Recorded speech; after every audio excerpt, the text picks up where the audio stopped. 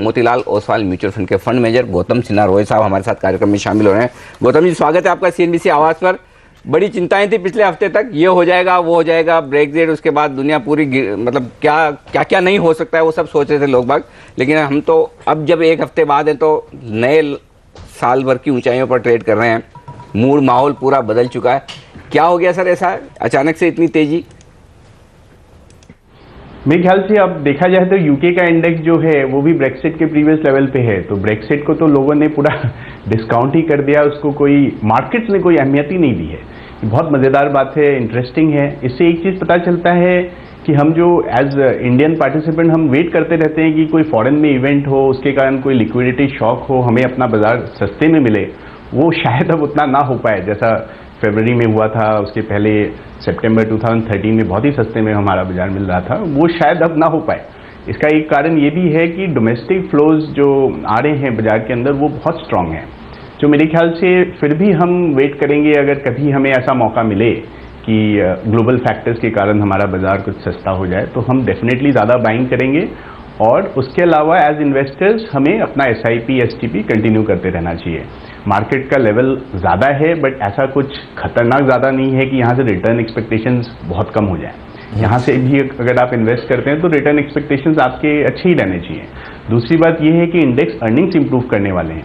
3 साल तक इंडेक्स का अर्निंग्स जो था वो फ्लैट था और अभी वो इम्प्रूव करने वाला है, तो कहीं ना कहीं वैल्यूएशंस भी ओवरशूट करेंगे ही। बाकी GST एक बहुत बड़ा इवेंट है जो होने वाला है, बहुत सालों बाद एक बहुत बड़ा रिफॉर्म होने वाला है, तो उसको भी मार्केट बहुत अहमियत देगा, ऐसा हमारा मानना है। मॉनसून्स, रूरल इकोनॉमी रिकवरी, ये सब सारी थीम्स भी हैं, बट निहायत ही पॉजिटिव माहौल है और ये माहौल कंटिन्यू करेगा। ओनली बाइंग अपॉर्चुनिटी तभी आएगा अगर कोई ग्लोबल शॉक इवेंट होता है।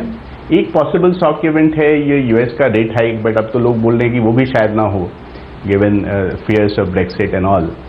तो देखते हैं। बिल्कुल, तो एक्सपेक्टेशंस यही कि रेट हाइक अमेरिका में ना हो, और कुछ ही लोग कह रहे हैं कि दिसंबर में शायद हो सकता है, बल्कि लोग अब ये मानने लगे हैं कि ना हो तो ज़्यादा अच्छा। लेकिन सबसे बड़ा इवेंट जो भारतीय बाज़ारों पर इम्पैक्ट डाल सकता है आने वाले दिनों में वो शायद अर्निंग्स सीजन की शुरुआत है। क्या लग रहा है सर, पिछले क्वार्टर से बेटर अर्निंग्स पेश करेंगे, रिकवरी की तरफ हम बढ़ रहे हैं, और कौन से वो सेक्टर्स हैं जो सबसे अच्छे नतीजे इस बार पेश कर सकते हैं, क्योंकि बाजार अब वही जानना चाहता है? देखिए, वो सेक्टर्स जहाँ पे कंसिस्टेंट अर्निंग्स ग्रोथ है वो तो सेम है।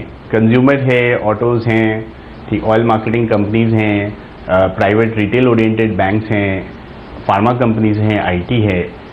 बट जहाँ पे आप अगर डेल्टा की बात करें कि लास्ट ईयर जिनके अर्निंग्स काफ़ी ज़्यादा पिट गए थे और इस साल लो बेस के कारण रिकवरी दे सकते हैं, वो सेक्टर्स होंगे आपके बीटन डाउन सेक्टर्स, जैसे मेटल्स हो गए, या फिर आपके PSU बैंक्स में भी थोड़ा टाइम लगेगा क्योंकि फर्स्ट हाफ तो उनका AQR रिलेटेड प्रोविजनिंग में जाएगा। बट मुझे लगता है कि कहीं ना कहीं सेकेंड हाफ में अर्निंग्स रिकवरी काफ़ी स्ट्रांग हो सकता है। बेस बहुत ही फेवरेबल है, लो है, तो ये earnings recovery story will be the main story इस साल का। FY17 में अगर आप देखें तो it should be the story of earnings recovery, provided कि कोई नया सरप्राइज ना आ जाए, जैसे लास्ट ईयर आया था कि ग्लोबल कमोडिटी क्रैश हो गया था या फिर AQR रिलेटेड प्रोविजनिंग हिट्स आ गए थे। इस साल मुझे नहीं लगता है कि ग्लोबल कमोडिटी का माहौल ऐसा है कि फिर से एक क्रैश आने वाला है। रादर वी आर सीइंग कि स्टेबल कमोडिटी रेजिम है, which is very good for our index earnings. और दूसरा, एक बार ये AQR रिलेटेड प्रोविजनिंग निकल जाता है PSU बैंक में से, तो वहाँ का भी अर्निंग्स बेस से ऊपर ही जाएगा। सो ये दो चीज़ें बहुत इंपॉर्टेंट है अर्निंग्स के लिए। बाकी तीसरा चीज़ जो सबसे अहमियत रखता है मेरे लिए वो है डिमांड ग्रोथ। अभी हम डिमांड ग्रोथ देख रहे हैं बट सिलेक्ट सेक्टर्स में देख रहे हैं। कुछ सेक्टर्स हैं जैसे कोड इंडस्ट्रीज़ में आपने डेटा देखा है कि बहुत ज़्यादा ग्रोथ नहीं है। तो जब तक डिमांड ग्रोथ बहुत ज़्यादा ब्रॉड बेस नहीं होता तब तक मेरे ख्याल से इंडेक्स अर्निंग्स ग्रोथ बहुत ज़्यादा तेज़ी में नहीं आएगा, but it will be mode of a recovery from a low base. तो हमें अगला चीज़ जो चाहिए इकॉनमी में वो है demand growth, broad based demand growth. ठीक बात है।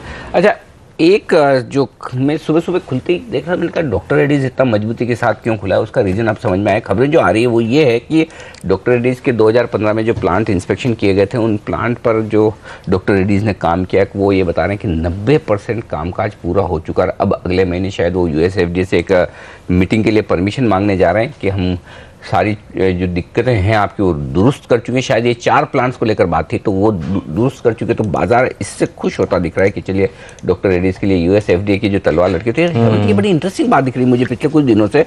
एक्चुअली पिछले 3-4 हफ्तों से मैं ये देख रहा हूँ, एक के बाद एक तमाम फार्मा कंपनियों के लिए कहीं न कहीं संकेत आ रहे हैं, किसी की दिक्कतें दूर हो रही है, किसी के यहाँ इंस्पेक्शन हो रहे हैं तो वार्निंग लेटर नहीं आ रहे हैं, किसी की दवाएं मंजूर नहीं हो रही। तो ये अचानक से बदलाव तो दिख रहा है यूएस एफडीए के रुझान में। जो पहले डंडा लेकर घूमते थे, अब लग रहा है कि थोड़ा माहौल ठीक हो रहा है। चलिए पूछते हैं तो फिर क्या फार्मा शेयरों में खरीदारी करने के बेहतरीन मौके इस समय हमारे एक्सपर्ट्स देख रहे हैं क्या? गौतम जी बताइए, काफ़ी पिट चुके हैं और काफ़ी लोग यहाँ से निकल चुके हैं थक हार के, एक के बाद एक खराब खबरों का सिलसिला थम ही नहीं रहा था। खरीदना चाहेंगे इस समय फार्मा कंपनियों को, और कौन सी फार्मा कंपनियां आपको अच्छी लग रही हैं इस समय? बिल्कुल बिल्कुल, देखिए फार्मा ऐसा सेक्टर है जहाँ पे ये न्यूज़ फ्लो ड्रिवन अपॉर्चुनिटीज़ जिसको हम बोलते हैं बाइंग का, ये मिलता रहता है, साल में एक बार तो मिल ही जाता है। तो मेरे ख्याल से ये जो लास्ट 3-4 महीना रहा है वो एक बेहतरीन मौका रहा है लार्ज का फार्मा खरीदने के लिए, क्योंकि बहुत सारे नेगेटिव इवेंट्स एक साथ हो चुके हैं। डोमेस्टिक में भी हुआ है, रेगुलेटरी प्रेशर्स आए हैं, प्राइसिंग कंट्रोल आया है, कॉम्बो ड्रग्स पे वो रेगुलेशन आया है, प्लस यूएस के इश्यूज आए हैं, और ये सब कहीं ना कहीं प्राइस में आ चुके हैं। कहीं ना कहीं ये दबाव क्रिएट हुआ है फार्मा स्टॉक के प्राइसेस पे, और अब धीरे धीरे एक एक करके ये सब इश्यूज के इम्पैक्ट जब क्लियर होते रहेंगे, आई थिंक वैल्यूएशंस रीरेट हो जाएंगे, प्लस अर्निंग्स ग्रोथ भी बहुत अच्छा रहेगा, क्योंकि लार्ज कैप फार्मा में आपका earnings growth last year negative या फ्लैट रहा है, वहाँ से we are seeing very good recovery in the next 3 years.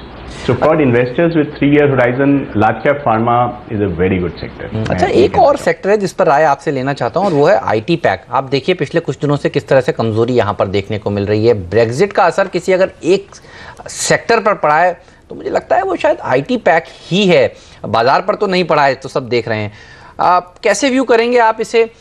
TCS आज भी देखिए अच्छे बाजार में कमज़ोर है, इन्फोसिस कल के अच्छे बाजार में कमज़ोर था। क्या व्यू बन रहा है? और केपीआईटी टेक्नोलॉजीज तो चलिए आज अपनी वजह से, प्रॉफिट वार्निंग की वजह से अब 13% नीचे आ गया है। कैसे अप्रोच कर रहे हैं आप इस पैक को?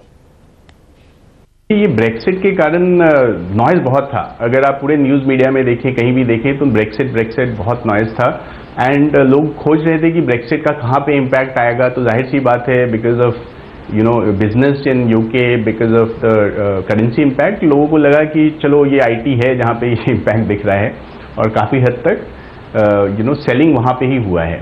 तो ब्रेक्सिट के इम्पैक्ट के कारण अगर अपने को सस्ते में आईटी मिल रहा है तो I think that's an opportunity, मैं उसको अपॉर्चुनिटी की तरह यूज़ करूँगा। But IT as a sector का रुझान बहुत ज़्यादा अच्छा भी नहीं है, क्योंकि डॉलर ग्रोथ जो मेन मुद्दा रहता है आईटी कंपनीज के अंदर, वो बहुत ज़्यादा स्ट्रांग होते हुए दिख नहीं रहा है।